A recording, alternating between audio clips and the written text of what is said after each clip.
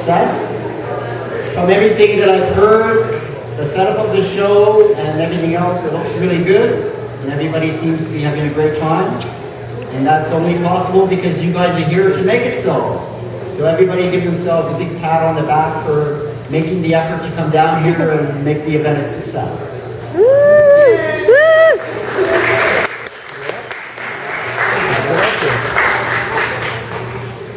So first of all, I'd like to thank everybody involved in setting up the show, the Network Hub for hosting this event, and the River Market, and all the people at New West Artists that volunteered their time to help make the show what it is. Yay! I can't clap.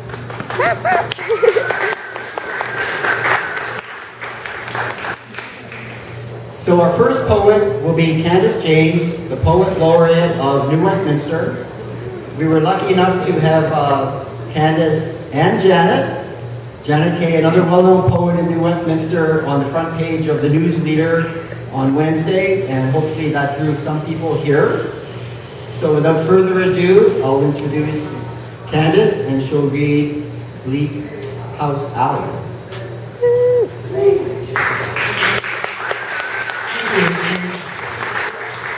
Alley, yes. I was privileged to have Janet Coleman pull my poem. So without further ado, I won't keep you waiting. On the east side of Vancouver, in Bleak House Alley, peppered with cardboard creatures, a crude Cinderella, cracked and creased with age, candling the night, weaves phantom dreams in the pale twilight. Breathing in foggy remnants of second-hand wishes, she churns them and burns them under hot, buttered streetlights. Drinking in the horizon, gulping it like wine on this hot, thirsty night of no reprisals. She sways in drunken repose, skin weather-beaten, hangs in pockets of leather, chafing the edge of night. She doesn't remember when the rain started, but she's certain it shows no sign of letting up soon. Each random drop relentlessly pursuing the razor's edge of the one in front of it. This Cinderella broke her mirror years ago, lives in a fantasy world, thinks she's still beautiful. Her torn mouth twitches, groans into a grin, yellowed, cracked teeth, semi-glinting in the broken bits of moonlight, decorating the one shoe she wears, the other foot bleeding, weeping like a blind eye, decorating her heart. She limps along this highway of tears, searching for her prince, knowing full well he will not come. Busted bicycle wheel dreams, wasted chants and wishes, unanswered prayers and rituals, lost Cinderellas, broken bowling pins littering the alleys on the east side of Vancouver. Yes, it was a privilege and a pleasure, Richard, to be a part of this, and I hope everybody here buys paintings. I've actually bought 3 from out there, and I would like to buy 23. They're all so good. So thanks for having us here, Richard, and I guess you're coming back up? Wonderful.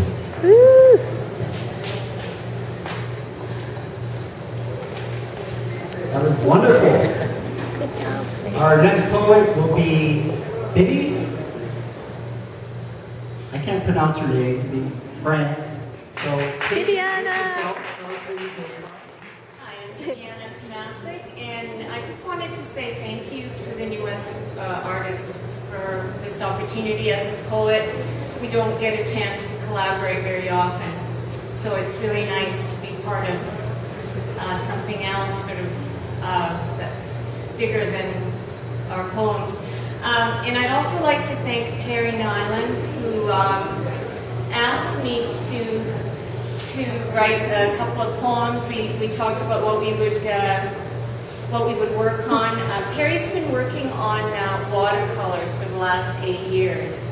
And so I was really thrilled to be able to put some words to a winter scene that she depicted. I'll tell you just a little bit about the poem. It's about a creek, and what makes this creek unusual is that within an hour it was transformed. It was a creek that was covered in snow, just like the rest of the landscape, and then literally an hour later it was a sheet of ice.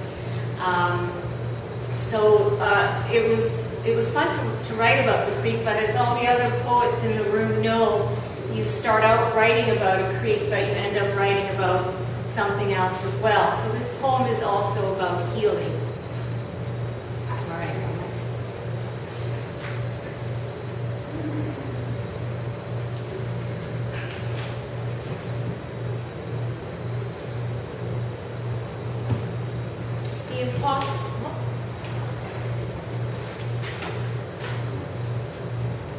The Impossible Creek. Look up creek, past the bridge, past branch and willow, creek, land, snow, all painted in various whites. Look left, past the pine and the fence, past painting. Can you see the woman in the cabin in awe, her breath caught on the glass of the door? 1 full hour since she pushed her arms, moved her legs. Flat skis on lake while she maneuvered through hues. Snow, sun, sky's palette is what she imagined roots out cells that have forgotten how to die. This talk walked her home. She hopes her body heard. Now this. The impossible creek spilling one ice blue sheet over land, lake. Suddenly she knows this is how healing will happen, body-mind says, without talk or musculature. No sight of water. Nothing is wet. Instead, ice melts snow. The improbable feat of wind, sun, a cold alchemy, equal parts art, lore, fact. Snow surrenders its crystal walls, gives way, allows ice. What cells must do, and all earth bits too, recall the spin, the right sequence.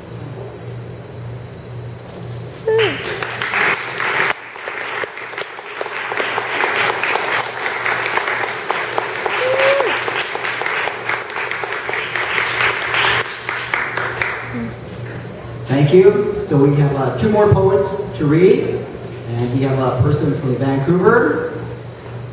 Bowen.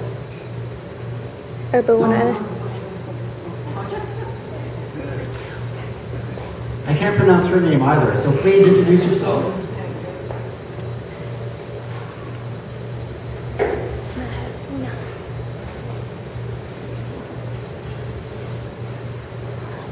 Thank you very much, Richard. My name is Meharoona Ghani, and I've written the poem Muse. I'm very honored to be here today, and thankful to Candice for putting the call out for submissions and for having my poem considered. I'm trying to find Irene, there you are.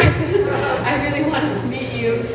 She painted the painting with my poem, and it's always interesting to see what the artist's interpretation is, and I purposely don't say what my poems are about because I like people to walk away with their own idea. And but I will say this poem is part of a larger collection that's entitled Rewriting Mythology.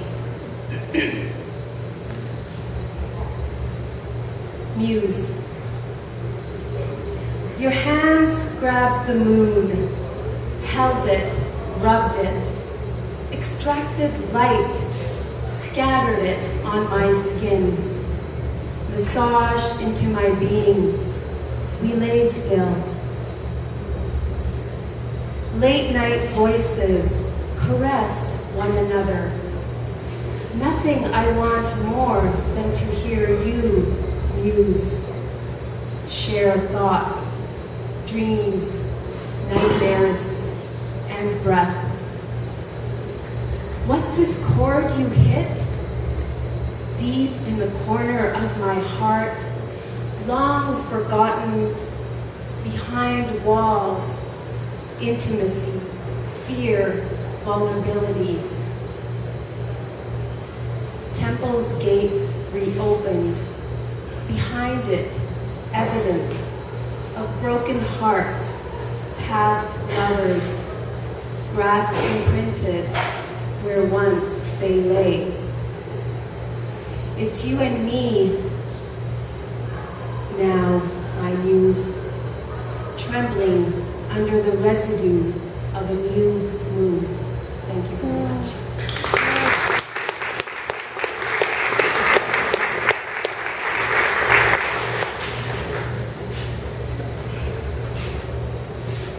Well, as you can see, I'm pairing up 40 poems with 40 artists.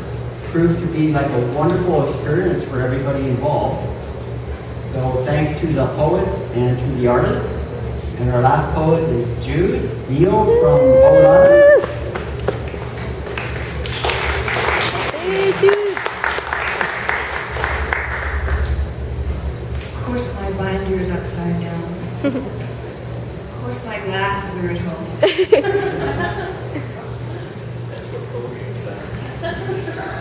This is the poem.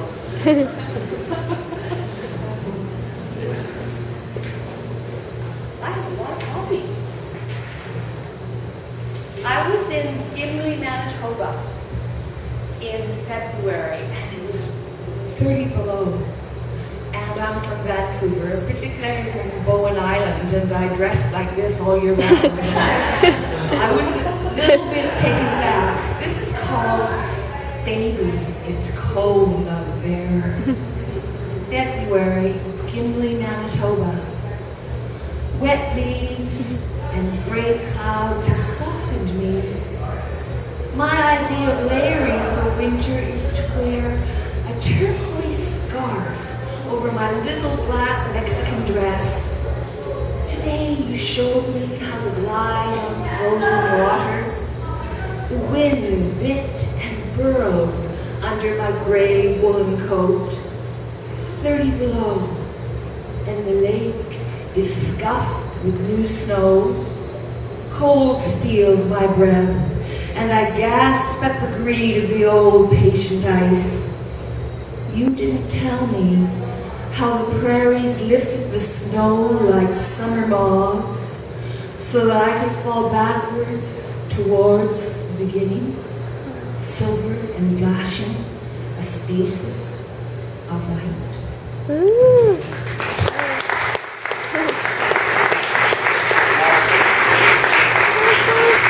Beautiful.